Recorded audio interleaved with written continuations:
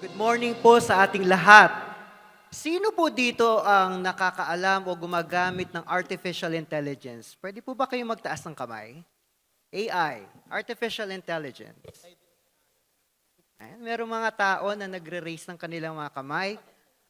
Ang artificial intelligence po ay currently nagbabago ng hugis ng teknolohiya ngayon sa makabagong panahon. Meron po tayong mga statistics na gusto kong sabihin sa inyo, 60% ng mga kabataan, yung mga tinatawag nating Gen Zs. Ayan, marami tayong mga Gen Zs or Gen Zs dito sa bulwagan natin ngayon, ay gumagamit ng AI para sa kanilang mga schoolwork. Nako, yung mga kabataan natin na gumagamit ng AI. Pero hindi lamang po kabataan ang gumagamit ng AI. 70% ng mga companies ngayon, mga trabaho ngayon, ay gumagamit na ng artificial intelligence. Kung ano ang ginagawa ngayon ng AI sa ating makabagong panahon, yan po yung ginagawa ng social media siguro mga 10 years ago. Ngunit magbago man ang panahon, magkaroon man ng iba-ibang mga hugis ng teknolohiya, technology can only connect devices, but the Holy Spirit connects our hearts. Pinapaalahanan po tayo sa Hebrews chapter 10, verse 25. Let us not forget to meet each other. At patuloy po tayong magpalakasan sa bawat isa, nagfe-fellowship, umaawit, at nagwo-worship ng sama-sama. Welcome po sa Day by Day Jesus Ministries 10 a.m. worship celebration. Tayo pong lahat ay tumayo at magkumustahan tayo habang tayo umaawit.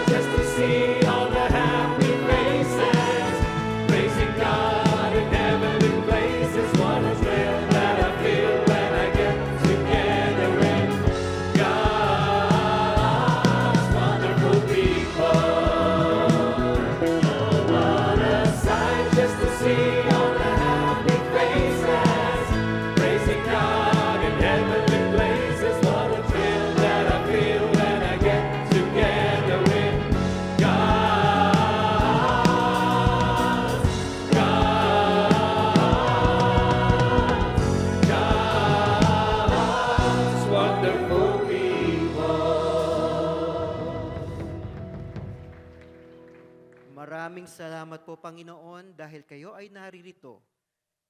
Kaming lahat po ay nagpapakumbaba, yumuyuko sa inyong harapan, Panginoon.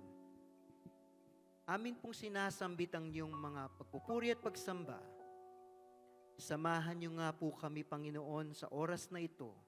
Lukuban niyo po kami ng inyong Espiritong Banal at patuloy pong umaapaw ang aming mga puso sa kagalakan na kayo ay aming Diyos, aming Ama. Kayo po, Panginoon, ang magpuno sa aming mga kakulangan. Kayo rin po, Panginoon, ang patuloy na gumamit ng inyong mga awit, ng inyong mananayaw, ng inyong mga manunugtog, upang ang bawat isa sa amin na naririto sa inyong bulwagan ay patuloy na magbigay ng papuri at pagsamba sa inyo. At Panginoon, patuloy niyo rin po kaming bigyan ng bagong pagkakakilanlan sa inyo sa pamamagitan ng inyong salita. Ituro niyo po sa amin ang inyong mga nais ipabatid sa amin. Baguhin ang aming puso. Baguhin ang aming kaisipan. At patuloy ninyong ibuhos ang inyong mayamang pagpapala sa bawat bahagi ng aming buhay. Panginoon, maraming salamat po. Patuloy po namin kayong itataas, patuloy po namin kayong dalakilain. Ito po ang aming samo at panalangin sa pangalan lamang ng aming Panginoong Jesus. Dakilang Diyos, amin pong itinutuon sa inyo ang aming papuri, ang aming pagsamba at pagluwalhati. Halina po kayo aming mahal na Jesus. Samahan niyo po kami sa aming pagbubunyi sa inyong dakilang ngalan. Kasihan niyo po ang aming pananambahan, O Diyos!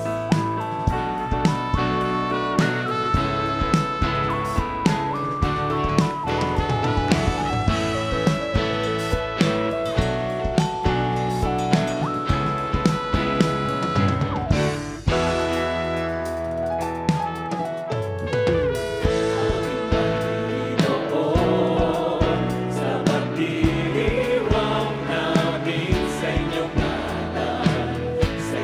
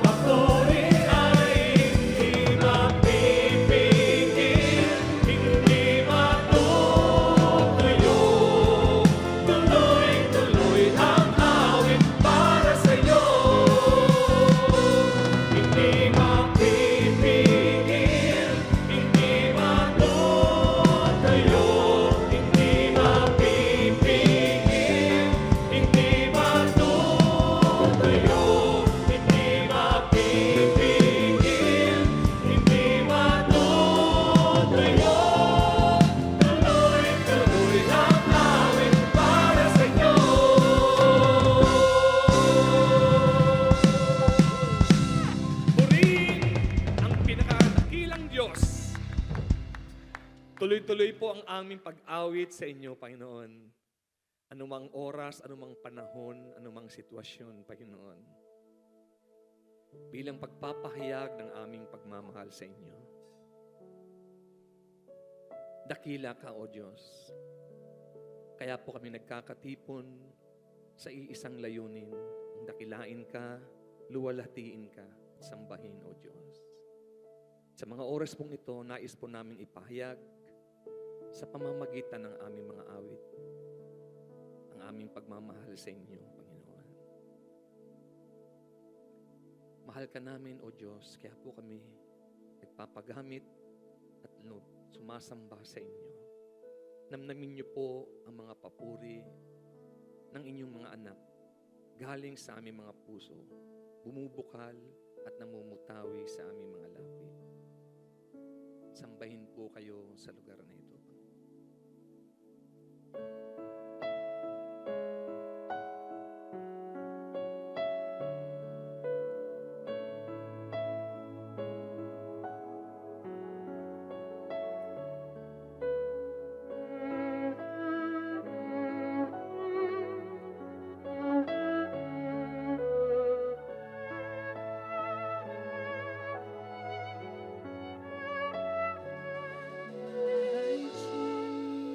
Jesus, I love you.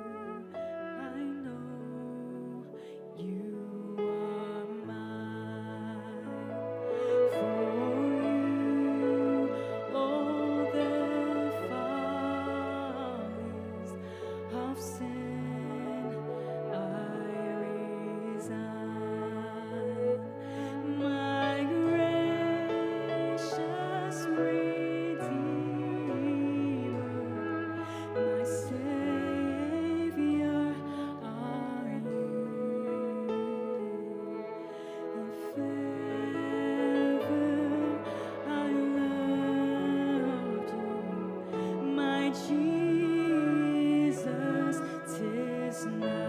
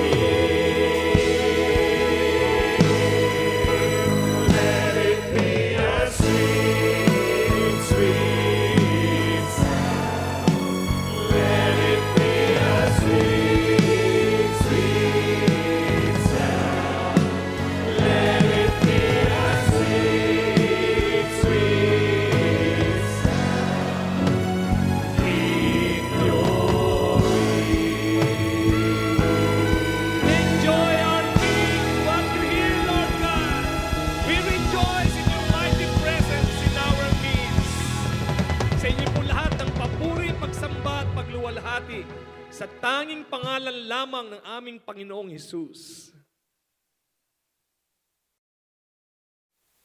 John 10:9. I am the gate. Whoever enters through me will be saved. They will come in and go out and find pasture. I am the gate. Salamat Panginoon dahil kayo ang gate. Napakahalaga ng kahulugan ito sa amin. Patuloy niyo kaming paliwanagan ng higit pang mataas at malalim na kahulugan ito. Ama namin, kataas-taasan, we pray that you will enlighten us further on the meaning of your Son Jesus being the gate. We praise you, we thank you, and seek enlightenment from you in the name of your Son, Jesus. John 10:7-9. Jesus said again, I am the gate for the sheep.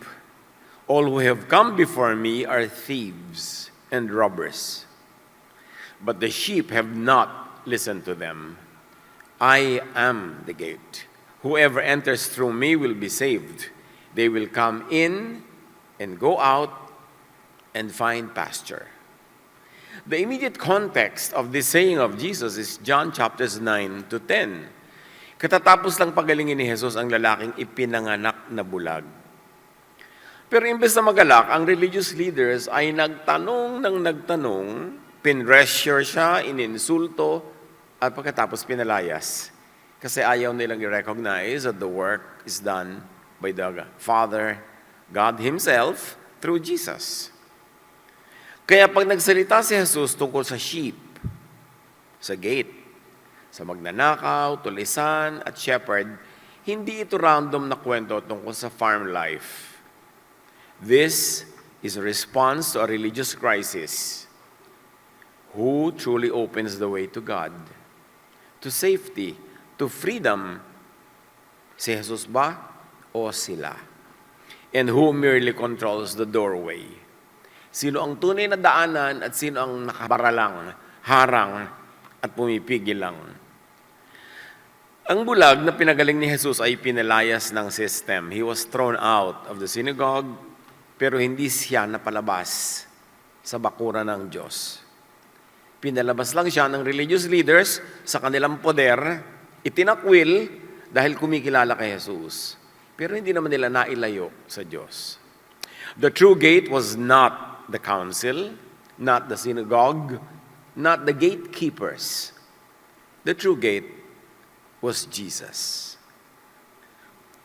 But long before John 10, Scripture had already taught Israel to think of God as shepherd and His people as sheep. Matagal na yung tema ng turuan na yan, na ang Ama sa Langit ay pastol at ang kanyang mga anak ay tupa. Psalm 23 pa lang shows the shepherd who leads, restores, protects, and provides. Psalm 121 verse 8 shows God watching over the people's coming and going. Isaiah 40:11 shows God gathering the weak sheep and carrying them close. Ezekiel 34 names the crisis. False shepherds feed on the flock instead of caring for it. Observe, ang tagal-tagal ng tema ito. Ipinakikilala ng kataas-taasan na maraming fake shepherd, maraming false, that instead of taking care of the sheep, ginagatasan lang nila, kinakatay, pinagsasamantalahan, ginagamit. Then Jesus comes and tells one and all, I am the gate, I am the good shepherd. God answers by promising to shepherd His people Himself.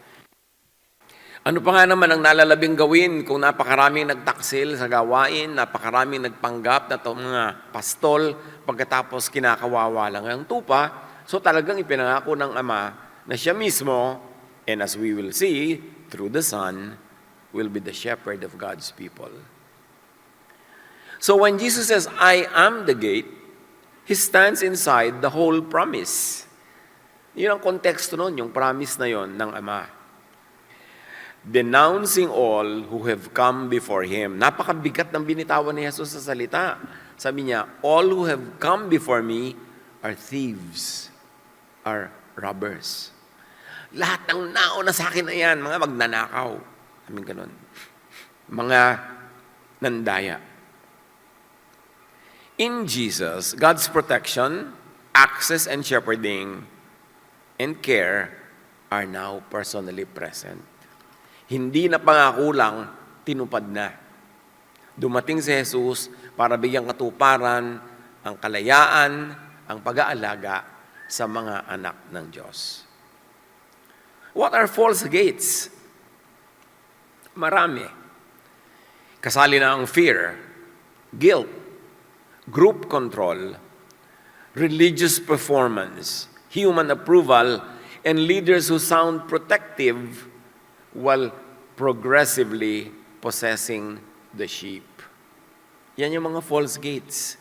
Diyan pumapasok ang tao, akala nila by going through guilt, going through hardship, yung pagpayag na sila yung makontrol, ng mga religious performances, pagkuha ng approval ng mga religious leaders, akala nila yun ang daan patungo sa pasture, patungo sa life, patungo sa safety. Pero tinawag yan ni Jesus lahat na false gate. So, observe. Manuri. Tumingin. Magmasid. Para makilala ang false gate from the true gate, Jesus Himself. Do not enter life through the gate of fear. Enter through Jesus. Pinakakain ka ba o ikaw ang kinakain ng shepherd? Dapat clear. When Jesus says the sheep did not listen to the thieves and robbers, He means there are those who never surrendered to false voices throughout time. At talaga naman, kahit sa scripture, mababakas natin, throughout time, meron talagang hindi nabudol. Merong hindi nahikayat, hindi nabighani, at hindi nalinlang ng mga false shepherds. Laging may voices of truth. Most of the time, it is silenced by the majority, silenced by the official institutions, pero laging merong voices na pinapakinggan yung mga naghahanap ng katotohanan. Again, observe. Even when you read scripture, you will see remnants of people who never really were taken in. Pansinin ang mga hindi sumunod sa fakery at fake voices. Isa na dyan, the healed man in John 9. Matapos siyang pagalingin ni Jesus, inimbestiga siya ng mga Pharisees. Sabi, bulag. Pero kailan pinagaling? Sabat. Nagtrabaho ang nagpagaling. Gumawa ng putik, itinapal sa mata. Ikaw naman bulag, nagtrabaho ka rin, lumublob ka doon sa pool, sabat na sabat, hindi mo dapat gawin yan. So, you are not from God. Jesus is not from God. At sabi naman itong healed man, ewan ko sa inyo. Nalay ko kung makasalanan siya or not as you claim. Ang alam ko, pinagaling niya ako. At ako'y gumaling. At dahil doon, siya ay sinipa from the fellowship, from the community. Siya ay pinatalsik. This man did not give in to those false voices representing God. Hindi siya nakimi, hindi siya nakaya na payukuin dahil sabi niya, ang alam ko, pinagaling niya ako. He did not surrender what Jesus had done. Can you imagine yung paninindigan ng taong ito against all of these official persons of religion, against the community, against the pressure? Pero sabi niya, ang alam ko, pinagaling niya ako. Kung makasalanan siya or not, di ko alam yun. Kayo lang ang nagsasabi niyan. So, may mga taong tulad niya. In fact, yung mga taong nakapanood nung nangyari, sabi, kung hindi siya from heaven, kung hindi siya godly, kung sinful siya, bakit niya napagaling? Bakit niya nabigyan ng sight yung bulag? Sabi ko, magagawa ba yan, isang sinful? Pati sila pumapalag sa official verdict ng mga religious leaders. So as you can see, hindi lahat na kayang bulagin. The sheep heard the thieves, but they did not recognize life in them. Pakinig sila ng pakinig, araw-araw, linggo-linggo, buwan-buwan, taon-taon, pero wala naman silang kagalingang natatanggap. Yung bulag-bulag pa rin, yung pilay-pilay pa rin, yung gutom-gutom pa rin, nakikinig lang sila sa mga sinasabi ng mga ito, pero ang mga sinasabi naman ay hindi nakakapagpalaya, hindi nakakapagpalakas, hindi nakakapagpagaling, hindi nakakapagpatibay. So, baliwala, para lang sila mga latang maingay na walang katuturan. Observe some others who do not submit to such authorities. Kasi hindi naubos yan at nawala all throughout time. Laging merong nakakarinig ng tinig ng kataas-taasan na hindi nagpapalinlang sa malalakas, maiingay at dominanteng tinig na nagahari sa kapaligiran. John 10:9, sabi ni Jesus, I am the gate. Whoever enters through me will be saved. And the question is, saved from what? Saved from whom? Meron na kasi agad presumption ng mga tao kung ano yung ibig sabihin ng salvation na yun. Pero maraming kahulugan yun. Tapos sabi pa ni Jesus, because I am the gate, the sheep will come in and go out and find pasture.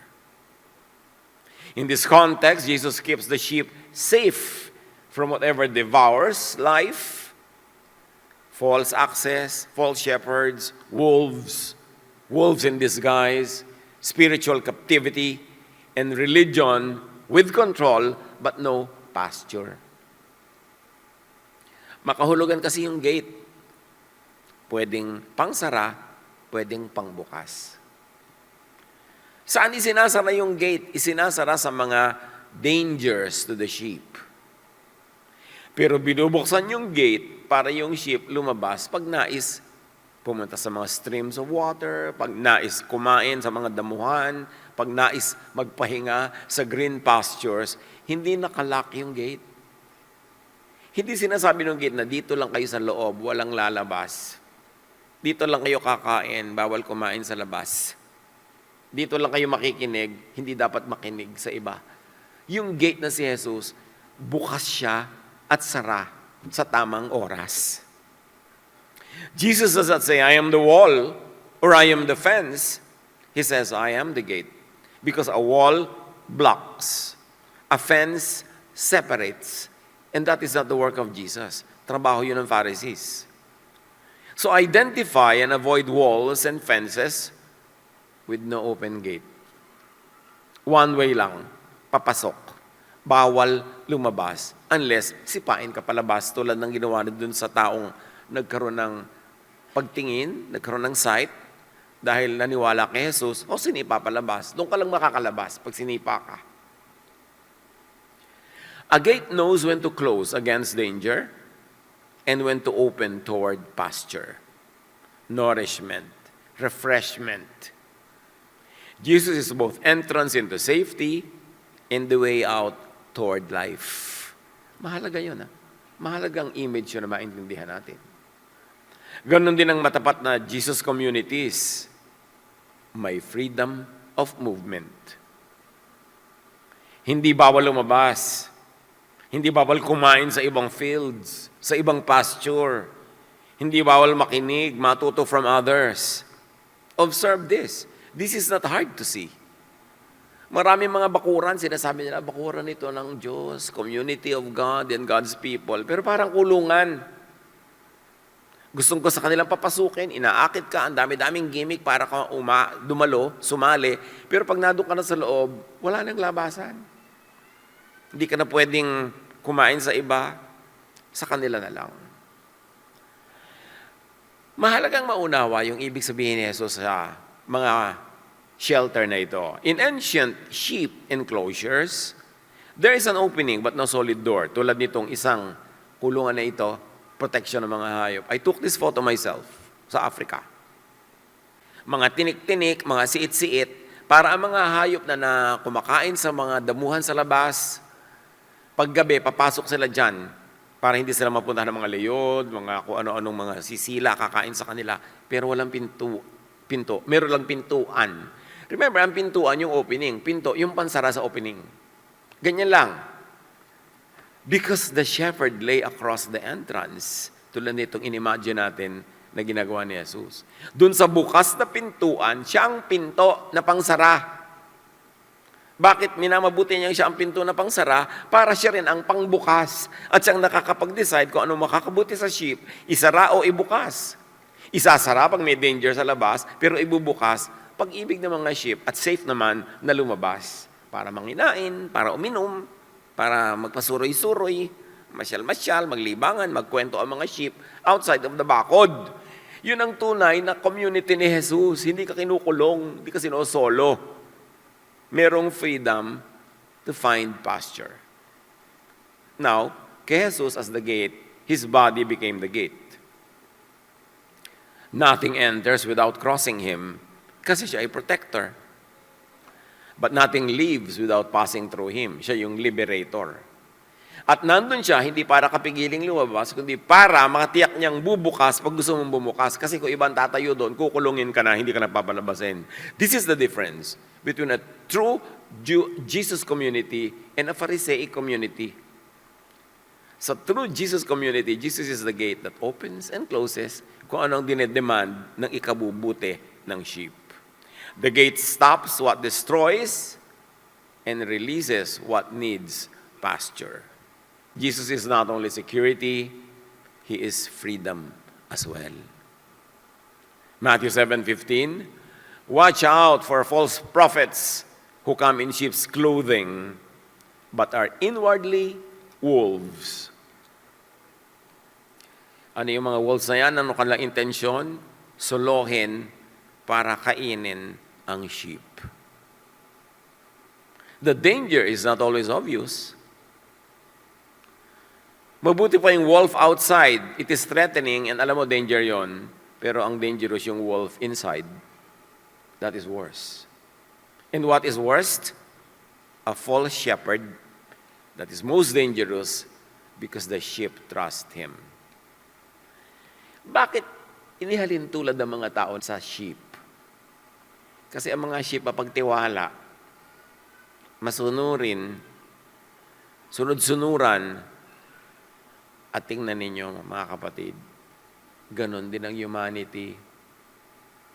Sobrang mapagtiwala, kaya nalilinlang ng napakarami mga naging false leaders, ng mga naghari-harian, dinala ang mga tao sa mga giyera, dinala ang mga tao sa mga paniniwalang pumipiga sa kanila at kumakatas ang kanilang dugo.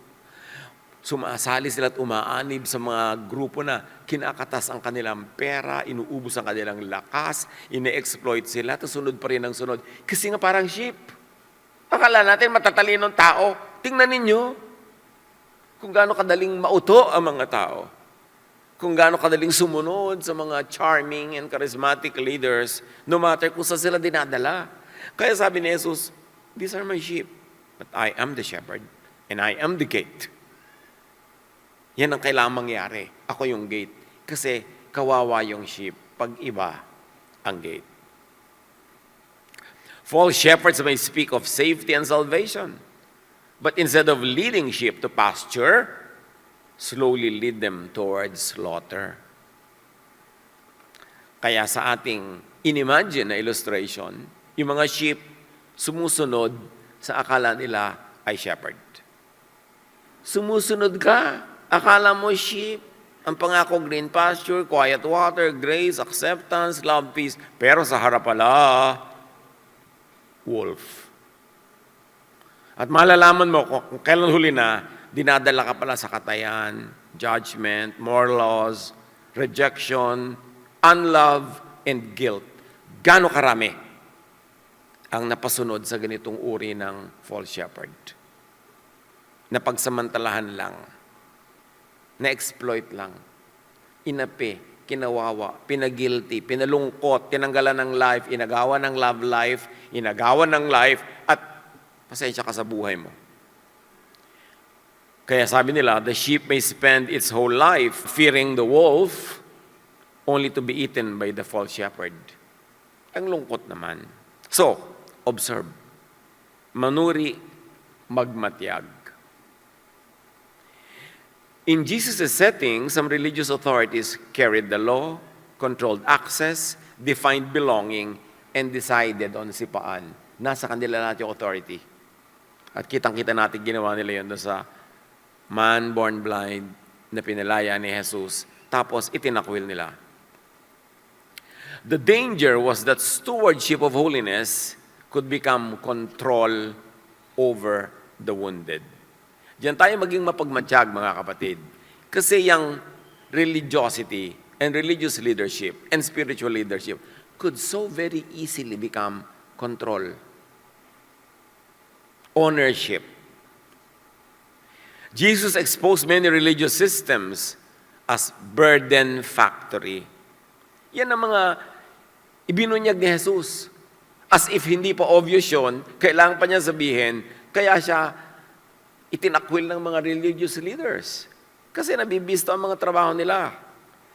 Jesus exposed those many religious systems as burden factory, promoting and glorifying needless sacrifices that benefited the abusive false shepherds. Panahon na para makita natin how humanity is being deceived by all types of leaders na hindi maka-Jesus. Hindi Jesus ang style. Ang lahat yan, ano man ang label, ano man ang pangalan, ginagamit lang mga tao. Kaya religious, kaya political, kaya social, kaya ano man yun. Tingnan ninyo kung nang-exploit lang, kumukuha ng mga tagasunod para maging kapangyarihan behind them ang kanilang mga tagasunod. In Matthew 23:4, Jesus describes leaders who tie heavy burdens on people but do not help carry them. In Matthew 23:13, Jesus warns against leaders who shut the kingdom in people's faces. Yung mga ibinibunyag na yan ni Jesus, mga religious leaders, hindi mga kriminal, hindi mga obvious na mga masasamang tao. Sila yung mga wolves in sheep's clothing. The problem is not simply strictness. The problem is that the gate does not feel like mercy. It becomes pressure, fear, and control. Takot na ang nararamdaman ng mga tao. Takot na mapagalitan, mapahiya, matanggal. Hindi na yung nag-uumapaw na kagustuhang pumunta dahil lumalaya, dahil sumasaya, gumiginawa, kundi natatakot ma-reject, natatakot ma-bulletin board, natatakot na ma-criticize, nagtatago, nagpapanggap para huwag maparusahan. But a true sheep pen protects inside and opens to outside pasture. Isa tong mahalagang titingnan na quality. Okay, nagpa-protect sa akin itong gate na ito, pero does it open for me to go to outside pasture? Does it open for me to find nourishment? O sinosolo ang tenga ko, wala akong pwedeng pakinggang iba, sinosolo ang aking mata, wala akong pwedeng basahin o tingnan iba, abay mag-isip-isip. Hindi na yung gate na yan na si Jesus. Ibang gate na yan. A full sheep pen slowly becomes a prison, a milking place, ginagatasan lang ang mga tupa, or a slaughterhouse at worst. A true under-shepherd of Jesus, the true shepherd, leads the sheep back to Jesus, to the gate, not to himself. So titingnan mo, kanino ba dinadala yung mga tupa? Doon sa tunay na shepherd, si Jesus? O sinosolo siya na? Sa kanya na nagpunta, naging kanya na. Sheep or human beings are vulnerable. Nasisira ang loob pag ang takot ang mas malakas kaysa kalayaan. Ang sistema ang mas malakas kaysa sa budhi. At ang tinig ng iba ang mas malakas kaysa tinig ni Jesus. Manuri, magmatyag. Kaya dapat laging mag-Jesus filter. Hindi lahat ng malalakas at pinakamalakas na tinig, yun ang tama. Madalas yung katotohanan, anas, bulong lang magsalita. Hindi sigaw. When the sheep become afraid to leave, to think, to ask, or to hear Jesus directly, that is not pasture. That is captivity. Tayo ba ay nasa loob ng pasture ni Jesus? Or are we captives of some Pharisees. Jesus the gate does not imprison the sheep. A gate that only closes becomes a prison. But a gate that only opens becomes exposure and danger. So kailangan balance. The true gate, Jesus, closes against what destroys and opens toward pasture, to what nourishes, to what refreshes. Stay where protection does not become captivity. Stay where safety does not shrink the soul. Ginagawa ka ngang safe pero nawindang ka na, natuyot, naluoy, lumiit. Stay where the sheep can still hear Jesus and not others. Not every gate that claims to protect actually protects. Some gates protect only the owners. Ikaw ba ang pinoprotect o yung system? At ginagamit ka lang pang-protect ng system. Sa prison, fear becomes leverage, safety becomes business. The sheep feel safe while becoming less free naman. So, pipiliin mo ba yun? Safety in numbers, safety in tradition, safety in predictability, pero free ba? Reject any system that uses God's name but leaves the sheep smaller, weaker, more afraid, and less alive. Yan ang malungkot na nangyayari sa marami. Jesus is not the shepherd who feeds on the flock. He is the shepherd who gives himself for the flock. What will you do if you're invited to lunch, but you're invited to lunch to be eaten for lunch? And many times, that's what invitations lead to. So, mag-ingat-ingat. What is God's pattern of protection? Sa Psalm at sa Isaiah, it is shown that God's protection is not merely fence around. It is presence inside. Kasama, kapiling, kaulayaw ang kataas-taasan. So when Jesus says, I am the gate, He is describing saving presence. God standing between the sheep and what devours them, then opening the way toward pasture. So, at this point, let us pause. What devours us? Ano ang lumalamon sa inyo, sa akin, sa atin? Anong ngumangat-ngat, kumakagat, sumisipsip ng ating dugo? Ano ang nagtatanggal ng ating lakas, ng ating saya, ng ating sigla? Ano ang nagtatali, nagkakadena sa atin? Ano ang nagbabawal sa ating sumaya, maging malaya? Ano ang nagbabawal sa ating gumawa ng mga bagay na hindi naman ipinagbabawal ni Jesus? At sila lang ang nagbabawal. Identify all that. Kasi yan yung false gates.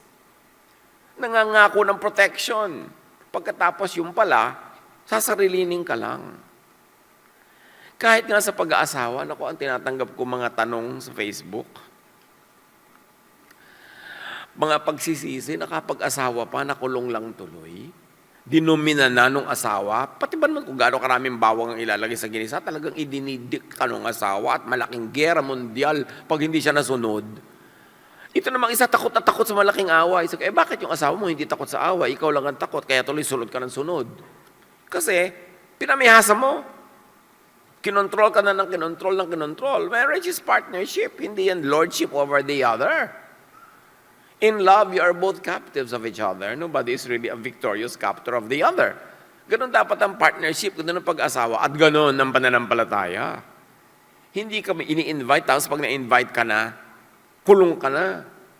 Puro bawal, puro control, puro galit, puro pag-guilty. Ginagatasan ka, at at the end, kakarnihin ka pala. Ito ang tinutukoy ni Jesus. Hindi malayo sa nangyayari sa ating paligid noon, ngayon, at sana naman hindi hanggang bukas. It is happening. People being exploited by leaders. People being exploited by what type? Any type of leader. Kaya yan clan leader, family leader, religious leader, political leader, corporate leaders. Awang-awa ang Ama sa Langit sa mga taong parang mga tupa na pinagsasamantalahan. Tayo naman mga tupa, dapat tayong magmatyag, magbukas ng mata at tingnan, ano ba talaga nagsasamantala sa akin? Kailangan makalaya ako dyan. Hindi naman iisang grupo lang yan o isang tao. Marami kumisa yan nagtutulong-tulong para hut-hutan ka, para sipsipan ka ng dugo, para tanggalan ka ng sigla, agawan ka ng saya. Dapat gumising ka dahil sabi ni Jesus, I came that you might have life and have it abundantly. Have it to the full. Ayokong lugi kayo. Ayokong kawawa kayo. Ako'y nandito, inaalagaan kayo para kayo bigyan, hindi para kunan. Para kayo i-lead to safety, i-lead to pastures, hindi i-lead to prison. Ano-ano ang nagkukulong sa atin? Marami yan. Marami. Bilang mga anak ng Diyos na kumikilala sa sa liberating work of Jesus, dapat natin kilalanin ang mga prisons na yan at palayain natin sarili sa paliwanag, kaliwanagan at tulong ng Panginoong Yesus.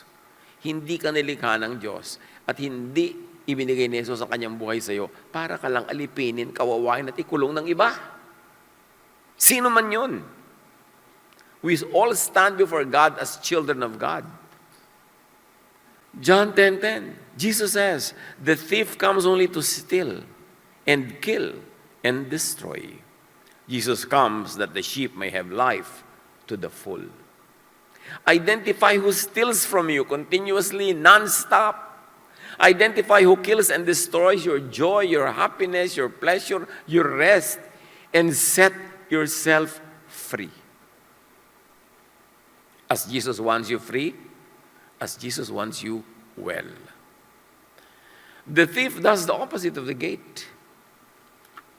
Where Jesus gives pasture, the thief takes, drains, and destroys. Devouring is not always obvious. Sometimes it is slow spiritual reduction. Your peace stolen, your trust killed, your conscience damaged, your fear grows, and Jesus is diminished. So be watchful. The gate and the good shepherd belong together. The gate protects from danger. The shepherd guides movement toward pasture, toward life. Yun ang purpose ni Jesus, to bring you to pasture. He leads me beside still waters. He restores my soul. He leads me to rest in green pastures. Doon ba tayo dinadala ng sino mang sinusundan natin?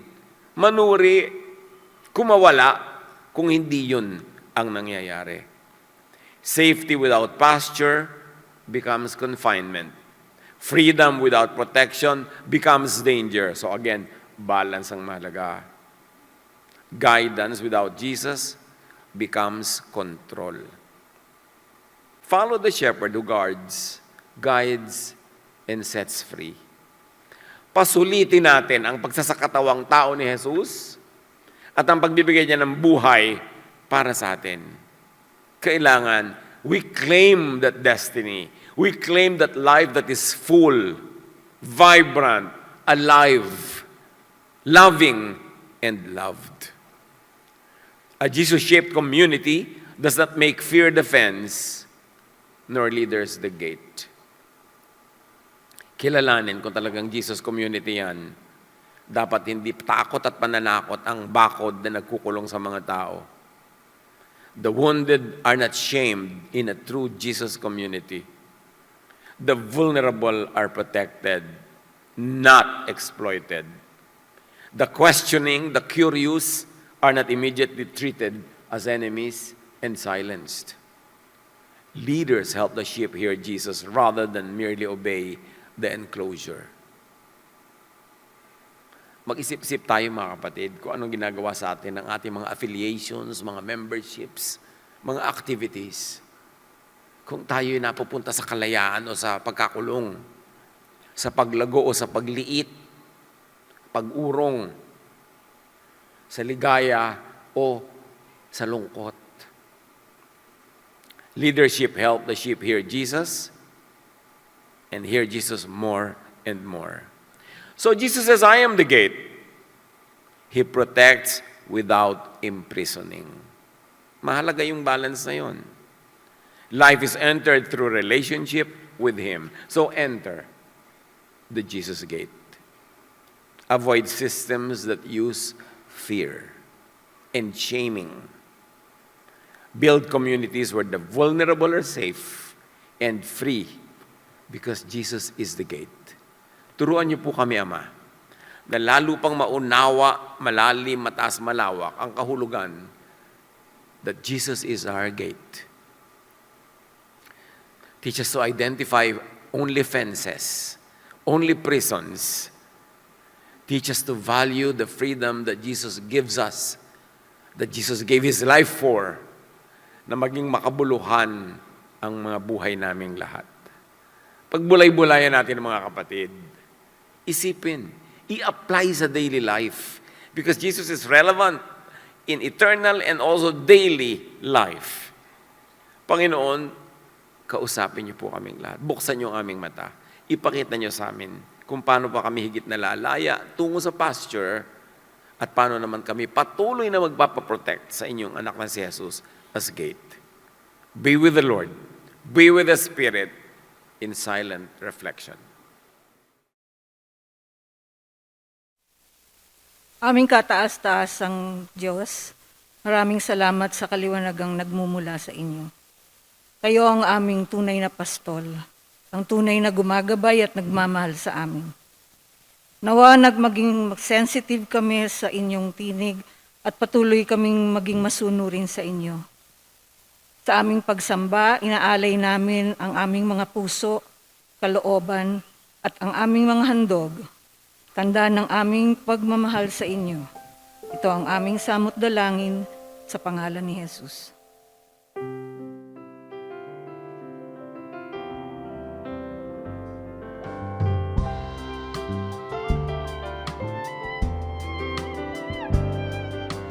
Aking mga kamay naghahandog tanging alay mula sa puso ko'y tingin pasasalamat na hatid upang salita niyo ay palaganapin mapalawak ang makalangit na gawain. Tinig na umaawit, mga papuri ang inihahatid, pasasalamat ang sinasambit, kagalakay walang patid. Buong sayang ibinabalik, mga biyayang galing sa langit, bunga ng mayaman ninyong pag-ibig. Ang aming alay, O Diyos, ay tanggapin. Handog na pinakamahinap ang aming dadalhin. Lahat ng ito'y sa iyo din ang galing. Nakalaan tungo sa inyong gawain.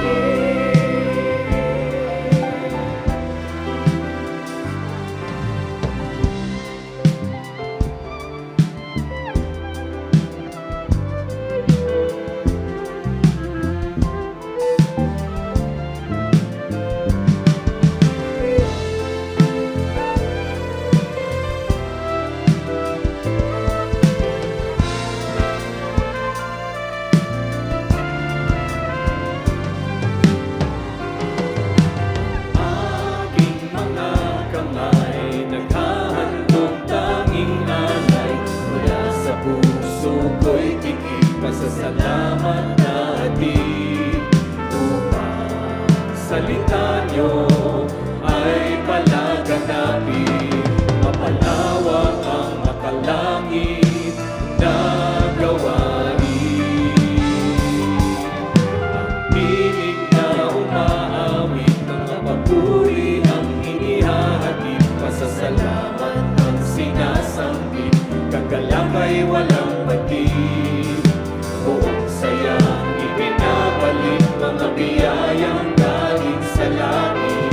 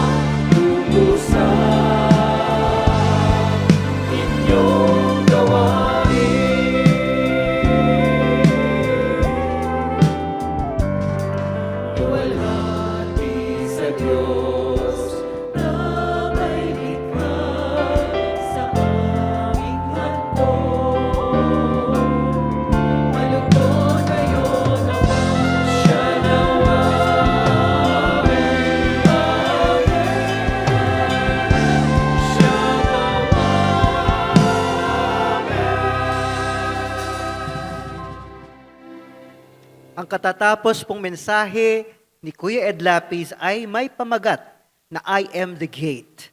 Kaninang 8 a.m. Jesus Celebration naman, ibinahagi ng ating pastor ang mensaheng may pamagat na I am the light of the world.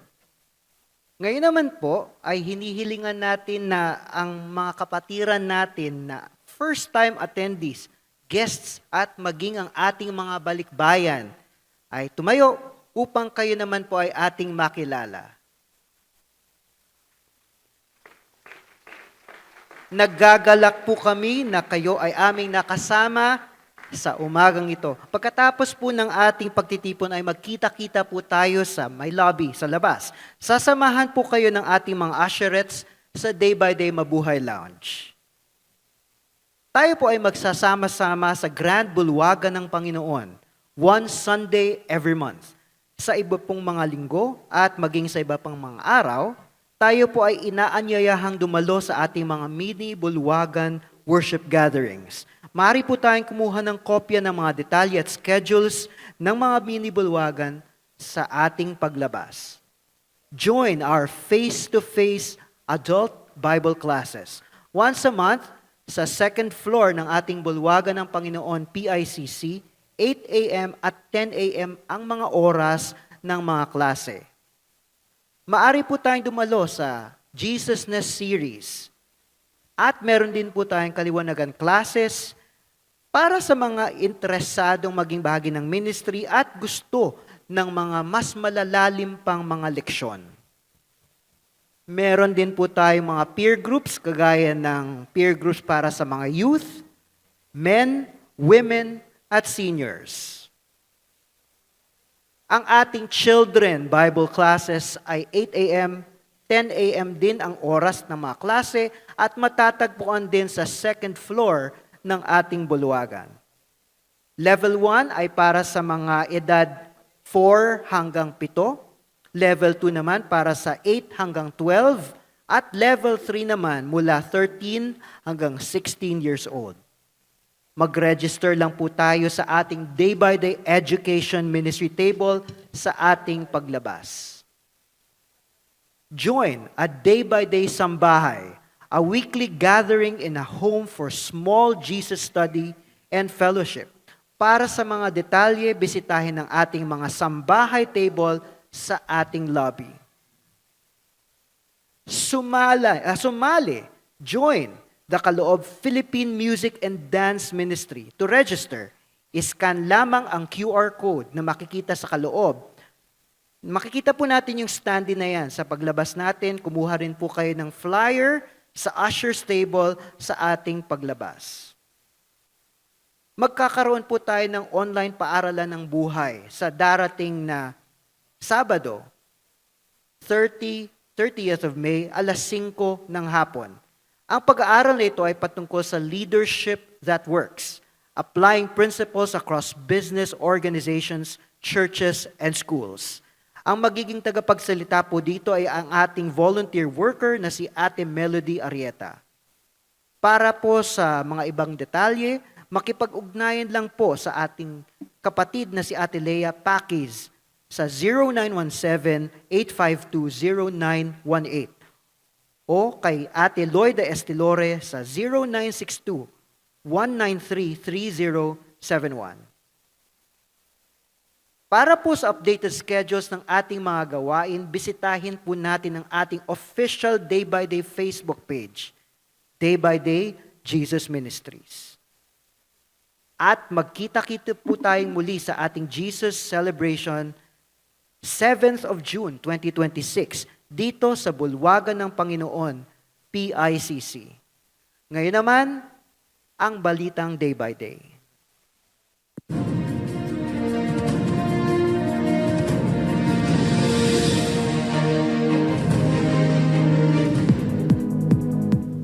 Noong March 23, ginanap ang International Dance Day Festival 2026. Nagtanghal dito ang ating Kaloob Philippine Music and Dance Ministry sa Folk Dance Gala kasama ang iba pang piling dance group sa bansa. Itinanghal ng Kaloob ang musika, awit at sayaw ng kanayunan.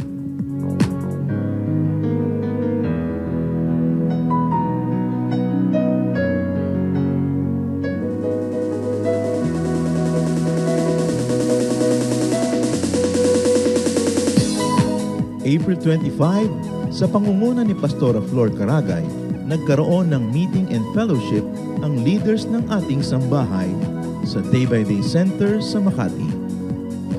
Layunin ng pagtitipong ito na lalo pang mapaganda at mapabuti ang mga gawain ng ating sambahay saan mang parte ng mundo.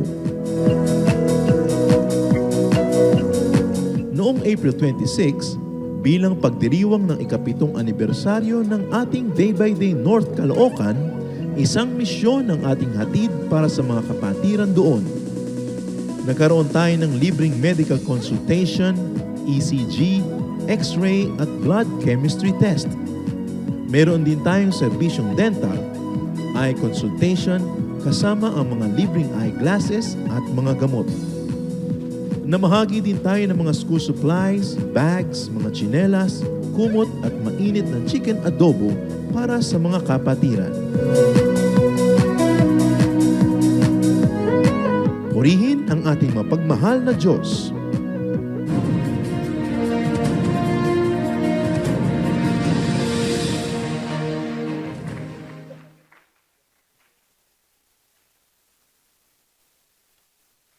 Are we all happy in the presence of the Lord? Yeah, okay. Why don't we all rise and pray? Heavenly Father, thank you for reminding us that Jesus, your Son, is the gate.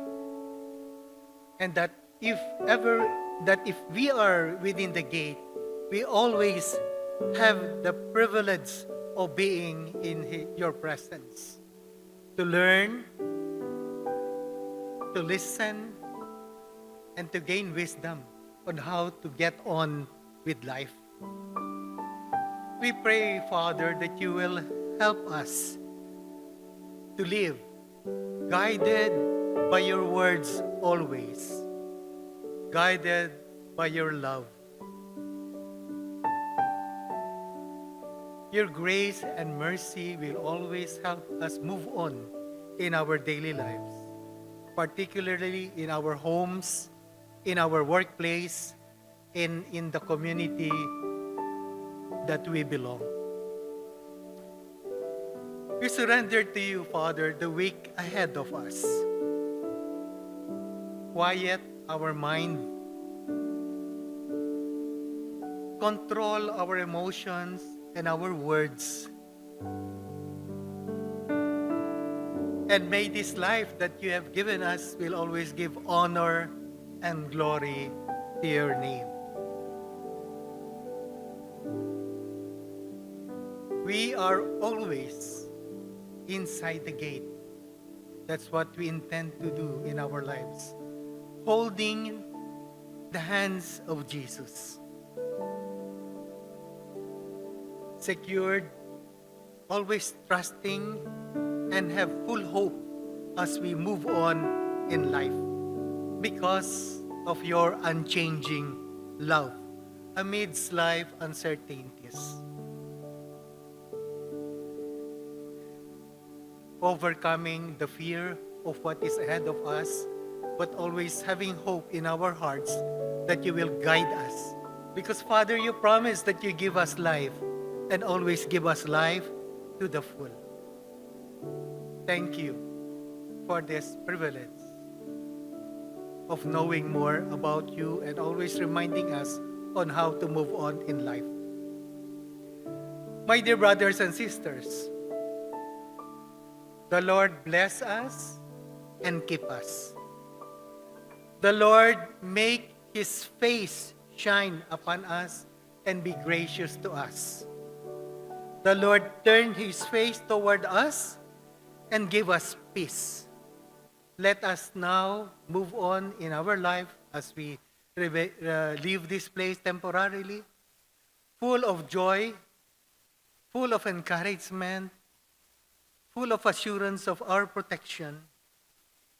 In the name of the Father, and of the Son, and of the Holy Spirit. And everyone says, Amen. God bless us all.